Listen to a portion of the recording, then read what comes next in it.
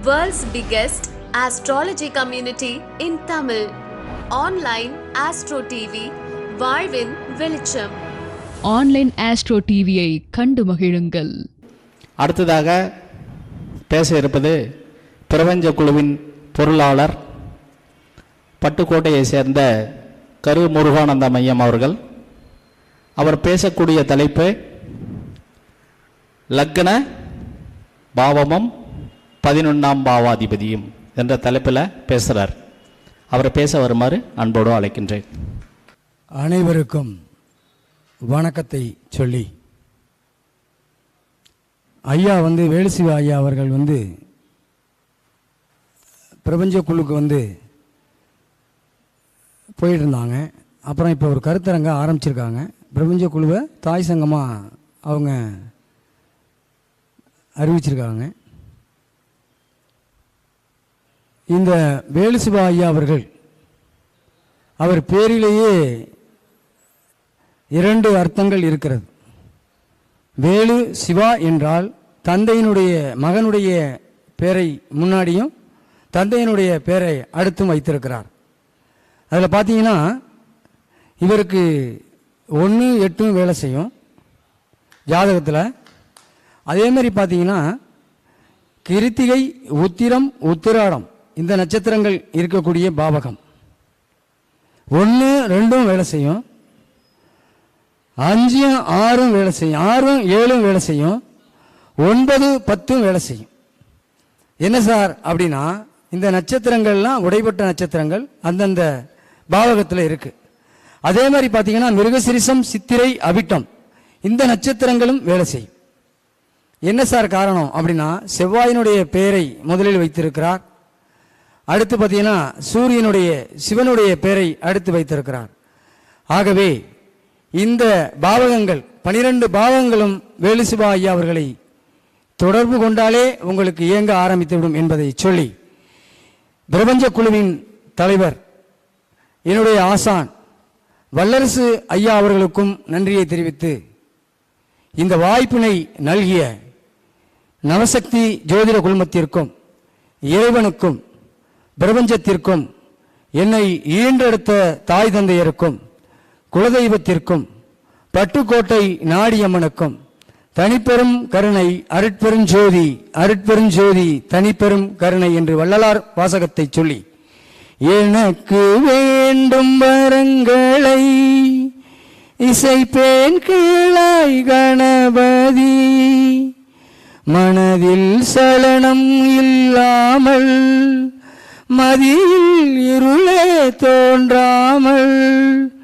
நினைக்கும் பொழுது நின் மௌன நிலை வந்திட நீ செயல் வேண்டும், கணக்கும் செல்வம் 100 வயது இவையும் தரணி கடவாயே. நன்றி. கற்பனை என்றாலும் கற்சிலை என்றாலும் கந்தனே உனை மறவே. நன்றி. நான் எப்பொழுதும் ஒரு முருகன் பாட்டை பாடிட்டு தொடங்குவேன். அதனால் இந்த பாட்டை பாடினேன்.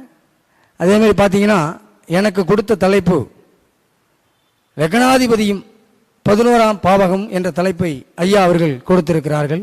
முதலில் இந்த ஊரை பற்றி ஒரு சின்ன ஸ்டேட்மெண்ட்டை சொல்லிவிட்டு அதுக்கப்புறம் நான் ஆரம்பிக்கிறேன். நமக்கு லக்னம் ராசி, சந்திர மண்டலத்தை குறிக்கக்கூடியது என்னது ராசி. அப்போ ராசி புறம் என்பது அனைத்து ராசிக்காரர்களும் இந்த ஸ்தலத்துக்கு, அதாவது ராசிபுரத்திற்கு சென்று வந்தார்களே ஆனால் அவர்களுக்கு சந்திர மண்டலம் இயங்க ஆரம்பித்துவிடும். புரியுதுங்களா? ஆகவே ராசிபுரத்திற்கு புறம்னாவே இன்னொன்று தெரிஞ்சுக்கோங்க, புறம்னாவே 3ஆம் பாவகம் இயங்கும். 3 என்ன சார்? புகழ், கீர்த்தி, வெற்றி ஸ்தானம், தைரிய வீரிய ஸ்தானம் இங்கே வந்தால் இயங்கும். புரியுதுங்களா? 3ஆம் இடம் இங்கே இயங்கும். 3ஆம் இடம் இயங்கினாவே ஆட்டோமேட்டிக்காக நம்ம எல்லாமே ஜெயிச்சிருவோம். அப்போ ராசிபுரத்தினுடைய ஒரு சின்ன ஒரு இதை சொல்லிட்டு, இப்போ லக்னாதிபதி ஒரு மனிதனுக்கு ஐயா மணிமுத்து ஐயா சொன்னாங்க உச்சன் பார்த்தால் பிச்சை எடுப்பான் என்கிறது பழமொழி. அதற்கு அந்த அதிபதிகள் கேந்திரங்களிலோ அல்லது பரிவர்த்தனையாயோ அமர்ந்திருந்தால் சிறப்பை பெறுவார்கள் என்று சொல்லியிருந்தார்கள். அதே மாதிரி துரைசாமி ஐயா அவர்கள் சொன்னார்கள், திருமணத்திற்கு 9ஆம் பாவகம் என்பது சரியான விடை என்பதை இந்த கூட்டத்தின் வாயிலாக நான் பகிரங்கமாகவே அறிவிக்கிறேன். ஏன்னா 9க்கு 7ஆம் பாவகம் என்பது 11ஆக வரும். 11 நல்லா இருந்தா சார் மனுஷன் நல்லா இருக்க முடியும். இப்போ 11ஆம் பாவகம் எல்லாத்திற்கும் தேவை. கண்டிப்பாக அவர் அதை உறுதிப்படுத்தியிருக்கிறார். அதே மாதிரி ஐயா அவர்கள் இப்போ உரையாற்றி விட்டு சென்ற ஐயா அவர்கள் மலர் மெடிசனை சொன்னாங்க, அடுத்து மருத்துவ ஜோதிடத்தை சொன்னாங்க. எனக்கு பார்த்தீங்கன்னா ரேவதி நட்சத்திரம். ஐயா சொன்னாங்க அலர்ஜி வரும்னு. எனக்கு அமாக்ஸ்லின்னு ஒரு மாத்திரையை சாப்பிட்டா எனக்கு அலர்ஜி வந்துடும். அப்போ நம்ம ஜோதிடத்தில் எல்லாமே இருக்கு. அதான் நடப்பு. திதி யோகம் நமக்கு 4 நட்சத்திரம், திதி யோகம் கரணம் என்பதெல்லாம் ஒரு பஞ்ச அங்கங்களை கொண்டது. அதில் இவ்வளவும் இருக்கிறது. புரியுதுங்களா? அப்போ லக்னாதிபதி 11ல் இருந்தால், 11ல் என்ன சார் உங்களுக்கு? சித்தப்பாவை குறிக்கும், லாபத்தை குறிக்கும், சுயநலத்தையும் குறிக்கும், அண்ணனை குறிக்கும், மூத்தவர்களை குறிக்கும், குருமார்களை குறிக்கும். புரியுதுங்களா? லாபத்தை குறிக்கும். அப்போ அந்த 11 என்பது ஒரு மனிதனுக்கு நல்லா இருக்கணும் சார். அப்போ லக்னாதிபதி 11ல் இருந்தால் அப்படின்னு நம்ம எடுக்கிறோம். லக்னாதிபதி 11ல் இருக்கான். 3, 6, 10, 11 என்பது உபஜயஸ்தானங்கள். அப்போ லக்னாதிபதி 3ல் போனால் மறைவார்ல. ஆனால் லக்னாதிபதி 11ல் அமர்ந்தால் அது 10, 11, 3, 6, 10, 11 உபஜயஸ்தானங்கள் என்றாலும் அந்த 6, 10, 11ல் அவர் அமரும் பட்சத்தில் சிறப்பு கொடுப்பார் சார். 3, 6, 10, 11 11ஆம் பாவகமாக வந்து 11ஆம் பாவகத்தில் அவர் அமர்ந்தால், உபஜயஸ்தானங்களில் லக்னாதிபதி அமர்ந்தால் சிறப்பாக கொடுத்துருவார், சிறப்பாக இருப்பார். புரியுதா? நீ கவலையப்பட வேணாம். அது இல்லை, அதுக்கு தான் வர்றேன். சரலக்கணங்களுக்கு ஸ்திரலக்கணங்கள் உபயலக்கணங்கள் என்று இருக்கிறது. அதற்கு விடை இருக்குங்கய்யா. அதை தான் நான் சொல்றேன். 11ஆம் பாவகத்தில் அவர் பாதகாதிபதியாக இருந்தாலும் சரலக்கணங்களுக்கு பாதகாதிபதி சார் பாதகத்தில் உட்கார்ந்துறார். அங்கே குருவோ அல்லது வளர்பிறை சந்திரனோ அல்லது சுக்கிரனோ அவரை தொடர்பு கொண்டால் பாதகமே வேலை செய்யாது சார். ஆனால் அவர் தனித்து இருந்தால் வேலை செய்யும். புரியுதுங்களா? அப்ப 11ஆம் பாவகம் என்பது நம்மளுடைய வாழ்க்கையை உறுதி செய்யக்கூடிய பாவகம் சார். புரியுதுங்களா? 11 இல்லைன்னா நம்ம சார் பொருளாதாரம் இல்லைன்னா என்ன பண்ணுவீங்க நீங்க? ஒரு மனிதனுக்கு பொருளாதாரம் தேவை. அப்ப 11ஆம் பாவகம் இயங்க வேண்டும். அங்கே லக்னாதிபதி 11ல் இப்போ ஒரு லக்கணம் எடுத்துக்குவோம். வரிசையா மேச லக்கணத்திலேருந்து வருவோம். மேச லக்கணம்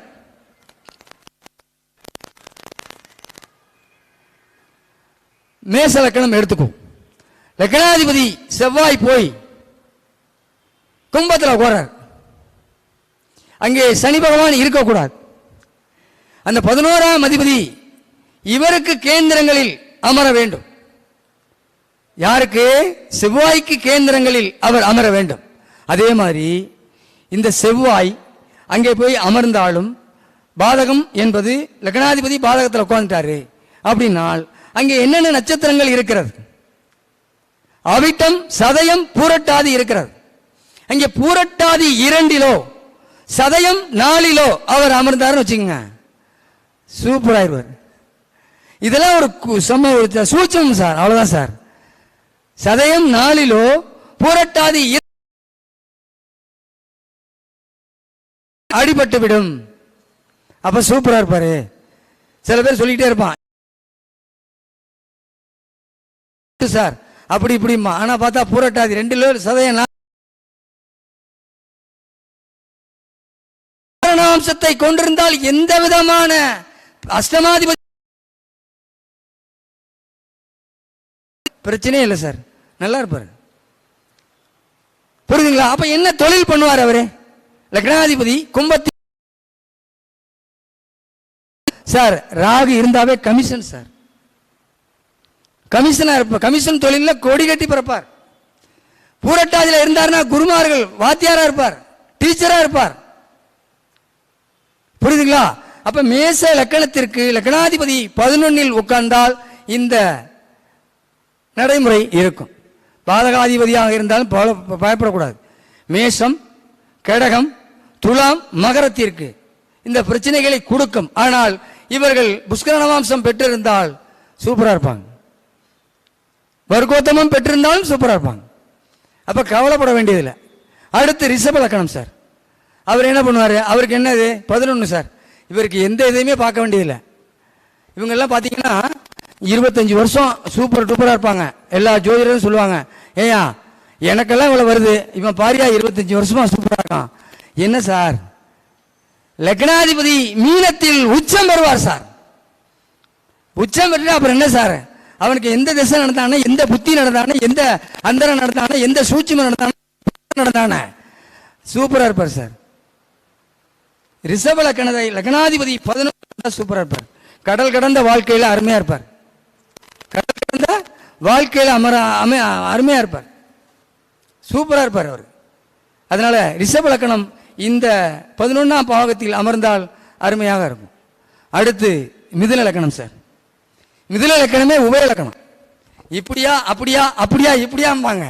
ஏன்னா ஒரு நிலை தடுமாற்றத்தோடு தான் இருக்கக்கூடிய லக்கணம் உபய லக்கணங்கள். உபய லக்கணாதிபதி சர லக்கணத்தில் அமரும் பட்சத்தில் சூப்பரா இருப்பார் சார். அது வேதகனுடைய வீடாக இருந்தாலும், நல்லா புரிஞ்சுக்கணும், வேதகனுடைய வீடாக இருந்தாலும் சரலக்கணத்தில் அவர் அமரும் பட்சத்தில் சிறப்பு கொடுப்பார். நீ கவலையே பட வேணாம், ஐயா வேதகன் வீட்டில் போய் உட்காந்துட்டோம் அப்படி இப்படிலாம் நீங்க நினைக்க வேணாம். பரணி 3 கிருத்திகை 1 அமர்ந்தா இதை விட சூப்பர் டூப்பரா இருப்பார் அவர். கவலையே பட வேண்டியதில்லை. புரியுதுங்களா? அவருக்கு அந்த திசை நடக்கட்டும், இந்த திசை நடக்கட்டும், 11 லக்னாதிபதி 11 அமர்ந்த போது இந்த சிறப்பை கொடுத்துருவார். புரியுதுங்களா? அடுத்து கடக லக்கணம். கடக லக்கணத்திற்கு பாதகத்தை கொடுக்கக்கூடிய இடம் 11ஆம் இடம். புரியுதுங்களா? அங்கே என்னென்ன நட்சத்திரங்கள் வருகிறது? கிருத்திகை, ரோகிணி, மிருகசிரிசம் அங்கே வருகிறது. அவர் அந்த இடத்துல பாதகத்தில் இருந்தாலும் அந்த இடம் உச்சம் பெறுவார். சந்திரன் உச்சம் பண்ணக்கூடிய இடம், ஆனால் ரோகிணியில் தான் அவர் உச்சம் பெறுவார். 2ஆம் பாவகத்தில் அவர் அமர்கிறார். ரோகிணி 2இல் அமர்கிறார். சூப்பர் டூப்பரா இருப்பார் சார். என்ன சார் பாதகத்தில் இருக்காரு, அப்படி இருக்காரு, இப்படி இருக்காரு, அப்படி இப்படிமா சொல்லுவாங்க. அருமையா இருப்பார். எந்த விதமான ஆபத்தும் அவருக்கு இருக்காது.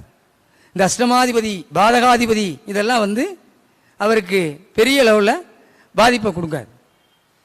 புரியுதுங்களா? அடுத்து பார்த்தீங்கன்னா இந்த சிம்ம லக்கணம். சிம்ம லக்கணத்திற்கு 11ஆம் பாவகம் என்பது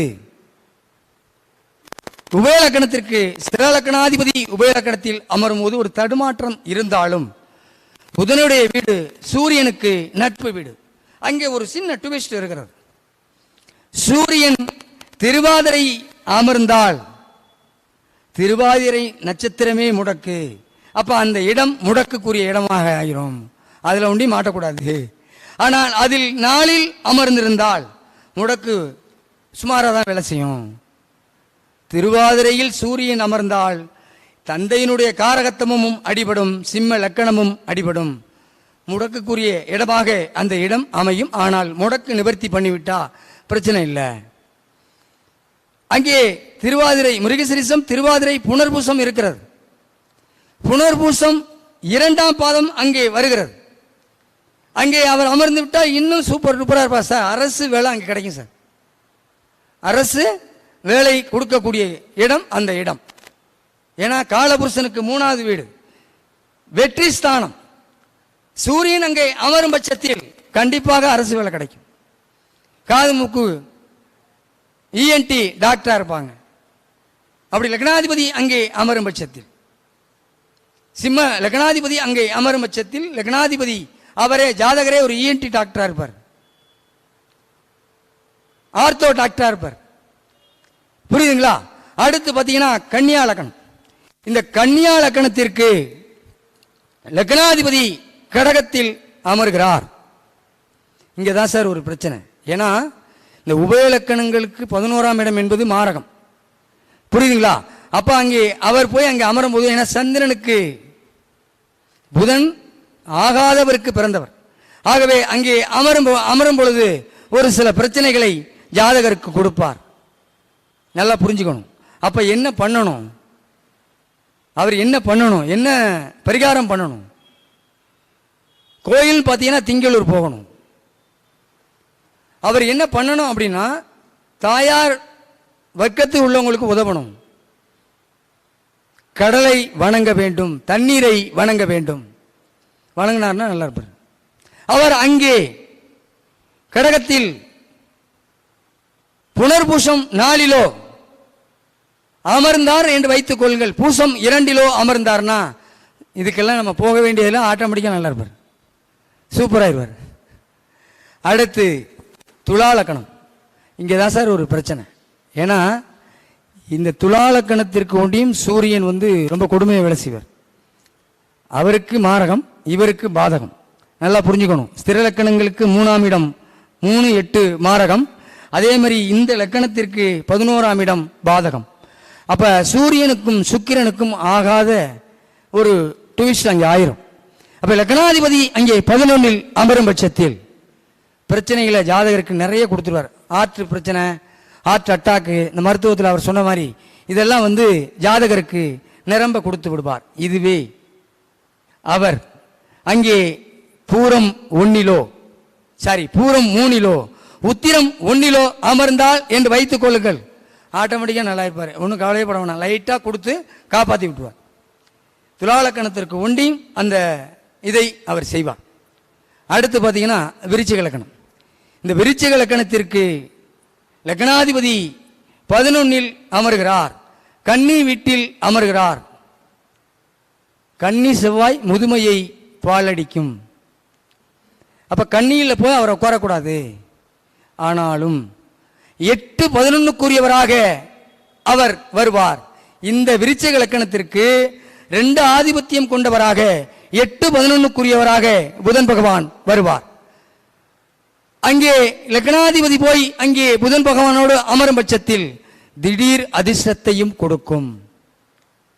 திடீர் அதிர்ஷ்டத்தையும் கொடுக்கும். அங்கே அவர் என்னென்ன நட்சத்திரங்கள் அங்கே அமர்ந்திருக்கிறது? உத்திரம், ஹஸ்தம், சித்திரை.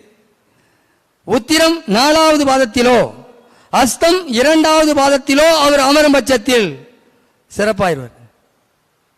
எனக்கு விருச்சிக லக்கணம், எனக்கு 11க்குரியவர் 2 இந்து லக்கணத்தில் அமர்ந்திருக்கிறார். இந்து லக்கணத்தில் அமர்ந்திருக்கிறார். இதெல்லாம் ஒரு நம்மளா எடுத்துக்கணும், அவ்வளவுதான். அப்ப புதனினால் எனக்கு லாபம். புதன்னா என்ன சார்? ஜோதிடம் தானே. நான் 2019 சார் ஜோதிடத்துக்குள்ளே வந்தேன். இன்னைக்கு ஆன்லைன் அஸ்ட்ரோ டிவியை பார்த்து கொண்டிருக்கும் அனைத்து ரசிகர்களுக்கும் என்னால் முடிந்த உதவியை ஜோதிடத்தின் மூலியமாக தெரிவித்துக் கொண்டிருக்கிறேன். நான் 5 ஆண்டுகள் கூட ஆகல. இன்றைக்கு நான் ஆன்லைன் அஸ்ட்ரோ டிவியில் பேச எனக்கு வாய்ப்பு வழங்கிய வல்லரசு ஐயா அவர்களுக்கும் வேலுசிவா ஐயா அவர்களுக்கும் இந்த நேரத்தில் நன்றி கடன் பட்டிருக்கிறேன். எங்க ஐயா அவர்களும் விசாக நட்சத்திரம், ஐயா அவர்களுடைய லக்கண புள்ளியும் விசாக நட்சத்திரம். எனக்கு நன்மை நடக்கக்கூடிய நட்சத்திரம். புரியுதுங்களா? அப்ப விருச்சிக லக்கணம் இப்படி இருக்கும், சிறப்பாக கொடுத்துரும். அடுத்து பார்த்தீங்கன்னா இந்த தனுசு லக்கணம். ஒரு உபயலக்கணாதிபதி, நான் சொல்லியிருக்கேன் ஏற்கனவே, சர லக்கணங்களில் அமர்ந்தால் பெரிய பிரச்சனை வராது, காப்பாத்திடுவாரு அப்படி நான் சொல்லியிருக்கேன். அப்ப அவர் என்ன பண்றாரு? உபயலக்கணாதிபதி சரத்தில் அமர்கிறார், துலாம் வீட்டில் அமர்கிறார், சுக்கிரனுடைய வீட்டில் அமர்கிறார். குரு தேவகுரு அசுரகுரு வீட்டில் அமர்கிறது. அங்கே ஒரு சின்ன ஒரு ட்விஸ்ட். சுக்கிர பகவான் இங்கே உபயலக்கணத்தில் குருவோடு இங்கே அவர் அமர்கிறார் என்று வைத்துக் கொள்ளுங்கள். பரிவர்த்தனை யோகம் பெற்று விடுவார்கள், அருமையாயிரும். அப்ப தனுசு லக்கணாதிபதி அந்த இடத்தினுடைய அதிபதி அங்க போய் 11 அமரும் பொழுது, சார் திருமண தகவல் மையம் வச்சு நடத்துறவங்க, பர்னிச்சர் வச்சு நடத்துறவங்க, மால் வச்சு நடத்துறவங்க, இவங்கெல்லாம் இந்த தனுசு ராசிக்காரங்க அங்க போய் இருந்தா இந்த மாதிரி பண்ணுவாங்க. புரியுதுங்களா?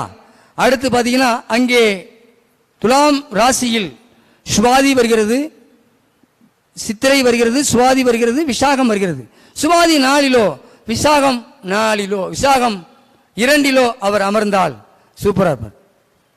அவ்வளவுதான். அடுத்து மகர லக்கணம் சார். இந்த மகர லக்கணத்திற்கும் பாதகம் 11 சார். சரலக்கணமா? அப்ப பாதகம் பண்றக்கூடிய இடத்துல சனி போய் அமர்கிறார், செவ்வாயினுடைய வீட்டில் அமர்கிறார், காலபுருஷனுக்கு 8வது வீட்டில் அமர்கிறார். கண்டிப்பா சார் சொன்ன மாதிரி அவருக்கு ஃபைல்ஸ் நோயை கொடுத்து விடுவார், மூலம் சம்பந்தப்பட்ட வியாதியை கொடுத்து விடுவார். ஆனால் அவர் அனுசம் 2 விசாகம் 4 அமர்ந்தால் இந்த பலன் மாறுபடும். கண்டிப்பாக அவர் முனிசிபாலிட்டி டெண்டர் எடுக்கக்கூடிய ஆளா இருப்பாரு, இல்லைன்னா துப்புரவு தொழிலாளர்கள் கொஞ்சம் கீழே இருந்திருந்தானா துப்புரவு தொழிலாளர் அவங்க இருக்க வாய்ப்பு இருக்கிறது. புரியுதுங்களா? அடுத்து கும்பலக்கணம். இந்த கும்பலக்கணத்திற்கு 11ஆம் இடம் குருவனுடைய வீடு. ஐயா அவருங்க சொன்னாங்க தர்மகர்மாதிபதி யோகம் செயல்படும் என்று. அதே மாதிரி குரு பகவான் சனி பகவான் குரு பகவானுடைய வீட்டில் அமரும் பட்சத்தில் இந்த பிரச்சனை அந்த நல்லது நடக்கும்.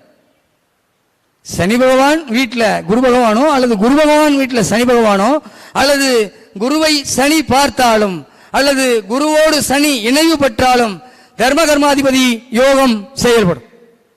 எனக்கு 2-5க்குரியவர் குரு பகவான், அவர் லக்னத்திலேயே அமர்ந்திருக்கிறார். 3-4க்குரிய சனி பகவான் 7இல் அமர்ந்திருக்கிறார். குரு பகவான் அவரை தொடர்பு கொள்கிறார். தர்மகர்மாதிபதி யோகம் என்னோடு செயல்பட்டு கொண்டே இருக்கும்.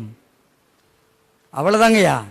அதே மாதிரி அவர் இந்த சனி பகவான் அங்கே ஒரு ஸ்திர லக்னாதிபதி ஒரு உபய லக்னத்தில் அமரும் பொழுது ஒரு சின்ன தடுமாற்றம் இருக்கும். இருந்தாலும் அவை இங்கே சீர் செய்யப்படவிடும். என்ன காரணம்? அங்கே மூலம் பூராடம் உத்திராடம் வரும்.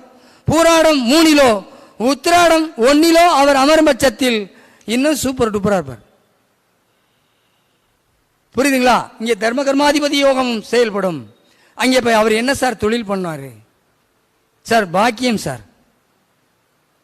தான தர்மங்கள் பண்றதுலேருந்து, ட்ரஸ்ட் வச்சு நடத்துறதுலேருந்து, கோயிலை பராமரிக்கிறதுலேருந்து, ஹோட்டல் பெரிய லெவலில் ஹோட்டல் வைக்கிறதுலேருந்து எல்லாமே இந்த 9ஆம் இடம் காலபுருஷனுக்கு 9ஆம் இடம் செயல்படும். அடுத்து மீன லக்கணம் சார். இந்த மீன லக்கணத்திற்கு ஒரே அதில் ஒரு சின்ன பிரச்சனை இருக்கு சார். என்ன காரணம்னா லக்னாதிபதி 11இல் நீசம் பெறுவார். அங்கே அவர் நீசம் பெறும் பொழுது இந்த மீன லக்கணத்திற்கு ஒரு பெரிய சில தடுமாற்றத்தை கொடுக்கும். அங்கே நல்லா புரிஞ்சுக்கணும், அங்கே சந்திர கேந்திரம், சந்திரன் அவரை தொடர்பு கொண்டாலும் சுக்கிரன் அவரை தொடர்பு கொண்டால் இவருக்கு பெரிய இருந்தாலும் அங்கே அவர் உத்திராடத்தில் தான் நீசம் பெறுவார். அங்கே உத்திராடம் 4வது பாதத்தில் அமர்ந்தார் வச்சுக்கோங்க, பெரிய லெவல்ல அவருக்கு பாதிக்காது. புரியுதுங்களா? அப்ப பெரிய லெவல்ல அவருக்கு பாதிக்காது சார். இப்ப லக்னாதிபதி 11 இப்படி அமைஞ்சிட்டாருன்னா நமக்கு நல்லா இருக்கும், இப்படி இருந்தா இப்படி நல்லா இருக்கும்னு சொல்லிடுறோம். லக்னாதிபதி பாதகத்தில் உட்கார்றாரு, மாரகத்தில் உட்கார்றாரு, இப்படியெல்லாம் நீங்க எடுக்க வேணாம். அவர் புஷ்கரத்தில் இருக்காரா? கிரகங்கள் சுப கிரகங்கள் அவரை பார்வையிடுதா? அதை பாருங்க சார், நல்லா இருப்பாங்க. புரியுதுங்களா? ஆட்டோமேட்டிக்கா ஒரு தாராபலன் அடிப்படையில் லக்னாதிபதி 3 சந்திரனுக்கு 3, 6, 10, 11 நட்சத்திரங்களில் அமர்ந்தார்னா சூப்பரா இருப்பார் சார். சார் 3 விபத்து தாரையில் சார் அப்படின்னு நீங்க கேட்கலாம். சார் உபஜயஸ்தானம் என்பது நட்சத்திரங்களுக்கும் எடுக்க வேண்டும் என்பது என்னுடைய கருத்து. அதை நான் இந்த கூட்டத்தின் வாயிலாக சொல்றேன். ஏன்னா சந்திரனுக்கு 3, 6, 10, 11 நட்சத்திரங்களில் லக்னாதிபதி அமர்ந்தா சிறப்பா இருப்பார் சார். அவர் சிறப்பா இருப்பார். யாரு? லக்னாதிபதி நல்லா இருப்பார். நீங்க கவலைப்பட வேண்டியதில்லை சார். இவ்வளவு எல்லாம் சொன்னோம்ல சார். திருமணம், ஐயா மலர் மருந்து, ஐயா ஐயா யோகத்தை பத்தி சொன்னார். இவைகள் எல்லாத்திற்குமே லக்னாதிபதி வலுவோடு இருக்க வேண்டும் சார். ஐயா சொன்ன மாதிரி சூரியன் ராகு கேதுகளோட போய் அடிச்சிட்டாரு முடிஞ்சிச்சு அப்படின்னு நம்ம நினைக்காம லக்னாதிபதி ஒரு மனிதனுக்கு வலுவோடு இருந்தா சூப்பரா இருப்பார் சார். இப்ப எனக்கு லக்னாதிபதி விருச்சிக லக்னம் சார். லக்னாதிபதி 4இல் கும்பத்தில் சதயம் 4இல் அமர்ந்திருக்கிறார். வலுவோடு ஆயிட்டாரா? அப்ப நமக்கு 2007 எனக்கு சுகர் வந்தது. ஐயா கிட்ட கூட கேட்டேன், நீங்க காபி சாப்பிடுங்களா டீ சாப்பிடுங்களான்னு கேட்டாரு. வேணான்னு சொன்னேன். அப்ப நான் சொன்னேன், ஐயா நான் 2007 எனக்கு டயபெட்டிக், ஆனால் இது வரைக்கும் நான் மாத்திரை மருந்து எதுவுமே கிடையாது. என்ன சார் காரணம்? லக்னாதிபதி வலுவோடு இருக்கார் சார். அப்புறம் மற்ற எல்லா கிரகங்களும் வர்றேன், அது வேற விஷயம். லக்னாதிபதி ஒரு மனிதனுக்கு வலுவோடு இருக்க வேண்டும் சார். வலுவோடு இருந்தால் கல்யாணம் ஆயிரும், குழந்தை பிறந்துடும், எல்லாமே இருக்கும். இன்னொன்று தெரியுமா உங்களுக்கு? இரண்டாவது இடத்தில் ஒரு மனிதனுக்கு கிரகம் இருந்தால் அவனுக்கு சொத்து இருக்கு சார். ஏன் சார்? 4க்கு 2 11ஆம் பாவகமாக வரும். 4ஆம் இடம் சொத்தை குறிக்கக்கூடிய இடமா, அதற்கு லாபஸ்தானம் 11ஆம் இடமாக வரும். ஐயா சொன்னாங்க 1, 5, 9 இருந்தாதான் குழந்தை பிறக்கும் அப்படின்னு. அதே மாதிரி தான் 3ஆம் இடத்துல ஒரு கிரகம் இருந்தால் குழந்தை இருக்கு சார். நீங்க அடிச்சு சொல்லுங்க, 3ஆம் இடத்தில் ஒரு கிரகம் இருந்தால் அவனுக்கு குழந்தை இருக்கு. எப்படி சார்? 5க்கு 3 11ஆக வரும், லாபமாக வரும். புரியுதுங்களா? அது மாதிரி சொல்லலாம், அடிச்சு சொல்லலாம். 5ஆம் இடத்துல ஒரு கிரகம் இருக்கு சார், 2 கிரகம் இருக்கு, சுக்கிரன் இருக்காரு, புதன் இருக்காரு. 7க்கு 5 எத்தனாவது இடம் சார்? 7க்கு 5 எத்தனாவது இடம்? 11ஆம் இடம் சார். அப்பயே சொல்லலாம் சார், பார்த்துட்டு உனக்கு 2 பொண்டாட்டி இருக்கிறான்னு அடிச்சு சொல்லலாம். நீங்க ஜாதகத்தை பார்த்தீங்கன்னா சொல்லலாம். புரியுதுங்களா? அடுத்து 9க்கு 7 எத்தனாவது சார்? 9ஆம் இடத்திற்கு 7ஆம் இடம் எத்தனை சார்? நான் முதலே சொன்னேன் 11ஆம் இடம் சார். ஐயா சொன்னாங்கல்ல 9ஆம் இடம் நல்லா இருந்தாதான் ஒரு மனுஷனுக்கு திருமணம் நடக்கும்னு. இதெல்லாம் உண்மை சார். ஆதிபத்தியத்தை எடுங்க, அடிச்சு பிரிச்சு மேய்ஞ்சிட்டு போயிடலாம். நீங்க ஆதிபத்தியத்திற்கு 11ஆம் இடம் தான் சார் வேலை செய்யும். நம்ம என்ன ஆதிபத்தியம் பெற்றிருக்கிறோமோ அந்த இடத்திற்கு 11ஆம் இடம் வேலை செய்யும். புரியுதுங்களா? அப்ப 9க்கு 7 நம்ம சொன்னேன் திருமணம் நடக்கும். அப்ப 9ஆம் இடம் நல்லா இருந்தாதான் அந்த 11ஆம் பாவகம் 7ஆம் இடம் நமக்கு வேலை செய்யும் அப்படின்னு சொல்லிட்டேன். ஆட்டோமேட்டிக்கா சார் 12ஆம் இடம் நல்லா இருந்தா சார் நம்ம தொழில் நல்லா இருக்கும். எப்படி? 12ஆம் இடம் தாம்பத்தியத்தையும் குறிக்கும், அயனத்தையும் குறிக்கும், பயணத்தையும் குறிக்கும். அந்த இடம் நல்லா இருந்தாதான் நம்ம தொழில் நல்லா இருக்கும். 12க்கு 10 லாபஸ்தானமாக வரும். புரியுதுங்களா? அப்ப இந்த கிரகங்கள்லாம் நமக்கு எப்படி இருக்கு சார், அப்படி இருக்கு சார் அப்படிங்கிறத விட இதை பார்த்தாவே ஜோதிடத்தை சொல்லிட்டு போயிடலாம் சார். இப்படி சார், இப்படி சார், இப்படி சார், இப்படி தான் சார் இருக்கு உங்க இது. புரியுதுங்களா? கதிர், உங்களுடைய டேட் ஆஃப் பர்த் டயத்தை சொல்லுங்க. உங்களுடைய டேட் ஆஃப் பர்த் டயத்தை சொல்லுங்க. ஒரு நிமிஷம். ஒன்றும் இல்லை, ஒரு சின்ன ஒரு கேள்வி பதில், அவ்வளோதான்.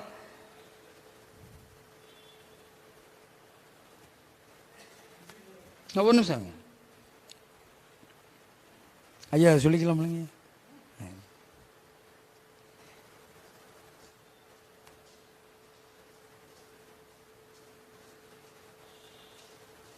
சொல்லுங்கய்யா, உங்க டேட் ஆஃப் பர்த் சொல்லுங்க. இல்லை டேட் ஆஃப் வருஷத்தை சொல்லுங்க ஃபர்ஸ்ட். 84.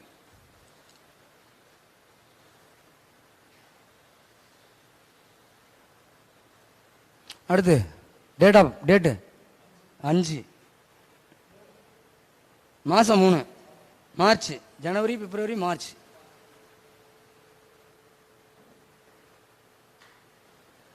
டயத்தை சொல்லுங்க. ஏஎம்மா பிஎம்மா?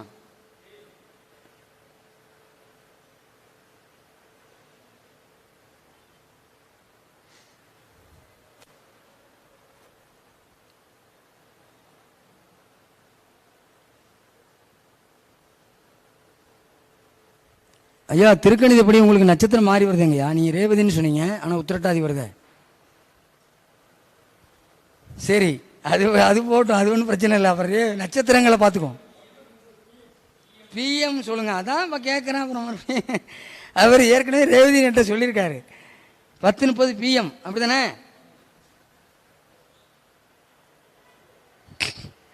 சரி, அது வரட்டும், அப்புறம் பார்த்துக்குவோம். ஒன்றும் இல்லை, கிரகத்தை வச்சு எடுக்கிறது தானே. ஐயா உங்களுக்கு துலா லக்கணமா?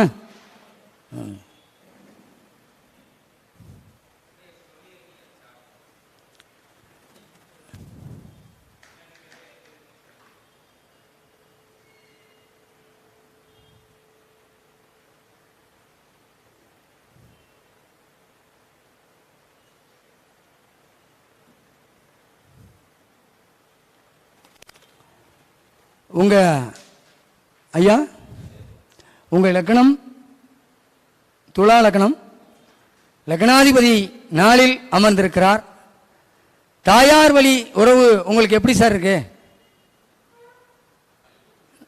லைவ் தாயார் வழி உறவு உங்களுக்கு எப்படி இருக்கு? நல்லா இருக்கா இல்ல? நல்லா இருக்கு. என்ன காரணம் சார்? இல்ல, நாளில் சுக்கிரன் அமர்ந்திருக்கிறார். காலபுருஷனுக்கு 10வது வீட்டில் அமர்ந்திருக்கிறார். அப்ப தாயார் வழி உறவுனால உங்களுக்கு ஐயா தாயார் வழி உறவுனால் உங்களுக்கு புண்ணியம் இருக்கும். வேற எதுவும் கேள்வி இருந்தா நீங்க சொல்லலாங்கய்யா. Right, okay. இல்ல இல்ல, இது ஏன் சொல்றேன்னா உங்க லக்னாதிபதி நல்லா புரிஞ்சுக்கணும். சர லக்னாதிபதி சரத்திலேயே அமர்ந்திருக்கிறார். அப்ப தாயார் வழி உறவு உங்களுக்கு சூப்பரா இருக்கும். அதான் சொல்றேன், தாயார் வழி உறவு சூப்பரா இருக்கும். அவ்வளவுதான் கேள்வி, அவ்வளவுதான் முடிஞ்சு போச்சு. நட்சத்திரங்கள்லாம் விட்டுருங்க, லக்னாதிபதி வலுவோடு இருக்கிறாரா? இன்னொன்று தெரியுமா உங்களுக்கு?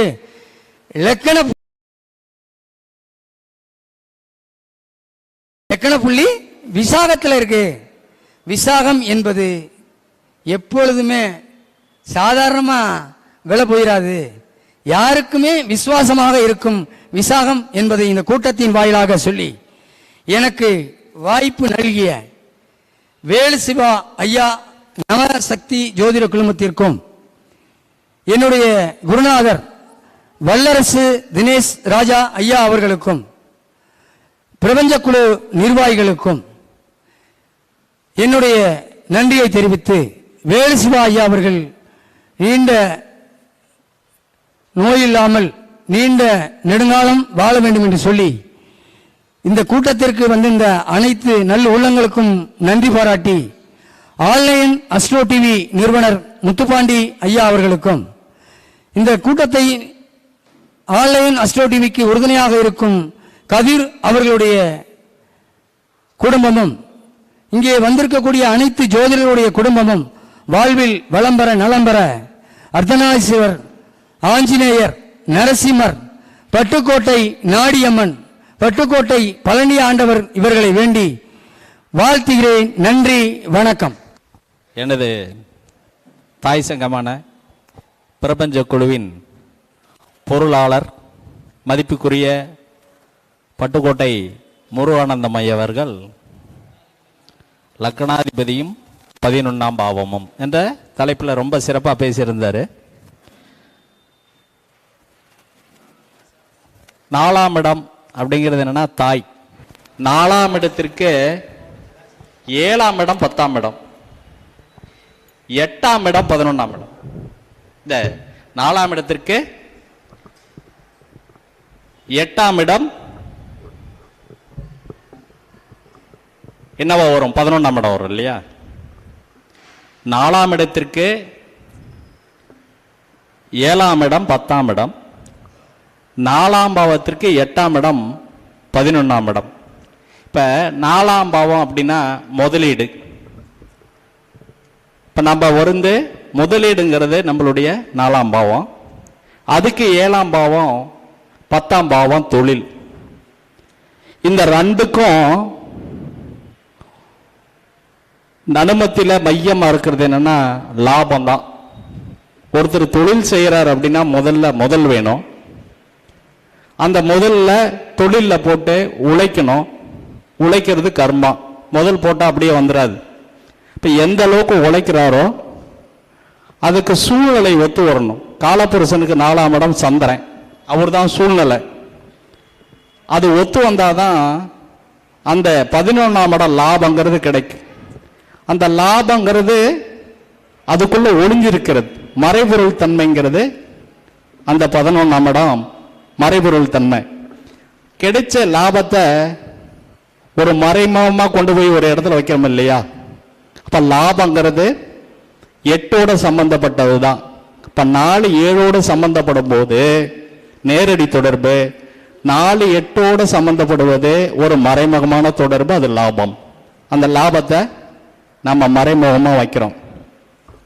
அப்படிங்கிற தன்மையில தான் அந்த லக்னாதிபதியும் 11ஆம் பாவாதிபதி என்ற தன்மையில் ரொம்ப சிறப்பாக பேசியிருந்தார். அவருக்கு நவசக்தி ஜோதிடன் குழுவின் சார்பாக மனமார்ந்த வாழ்த்துக்களையும் நன்றியும் தெரிவித்துக் கொள்கிறோம்.